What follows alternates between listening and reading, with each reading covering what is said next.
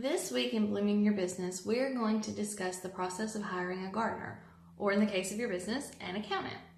We understand that small business owners get incredibly overwhelmed when it comes to the fiscal end of things, and sometimes they just want to practice their craft and leave the paperwork to somebody else. But since you are not an accountant, obviously, how do you know what to look for when hiring an accountant? So here's a couple of questions that you can ask to pick the best gardener for your business. First off, billing. Now, of course, this is a really sensitive subject, but it is an important part of choosing an accountant. You need to find out, do you charge an hourly fee or do you charge a flat fee? What's going to constitute an extra bill that's not covered in my regular services? Did you know that there are some accounting offices that charge by the phone call? That's definitely something that you want to know before you enter into an agreement with an accountant. Also, be sure to give them enough information up front so that they can give you a quote so you can kind of know what to expect, even if they are an hourly fee accountant.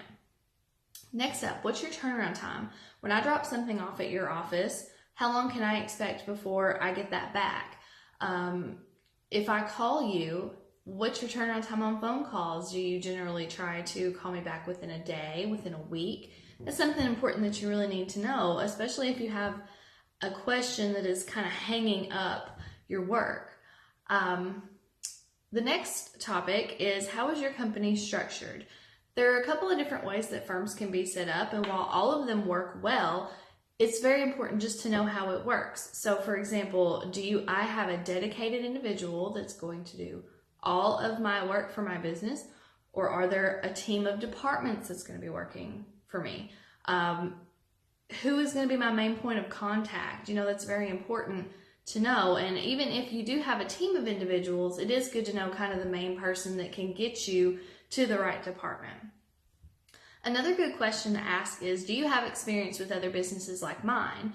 If your garden is selling to selling vegetables to the local supermarket, it's good to know that your accountant has dealt with other businesses that have the same kind of issues that you may have. And lastly, can you legally represent me in an audit? Now, this is not a question that should raise a red flag to say, oh, we think this person might be audited. The problem is not all accountants, and by accountants I don't mean CPAs, but not all people practicing accounting have the authority to actually represent you. So you want to have a CPA, you want to have an enrolled agent, or an attorney. Those are the kinds of people that can represent you in case of an audit. You want to make sure that these people are competent enough to do the work that you're paying them for. And the last thing that is so important when choosing an accountant is doing your research. Google them, call your friends, get on topics. I don't even know if people use topics anymore, but do your research, because if there are people that are having issues with the accountant that you're talking to, chances are you're going to have issues with them too. And you would not, unfortunately, be the first person to have their accountant just disappear off the face of the earth. So I hope that helps. A good gardener can make all of the difference in the health of your garden, just like a good accountant can make a huge difference in the health of your business. And if you're interested in blooming your business further with Linda Miller's office, give us a call at 270-575-3444.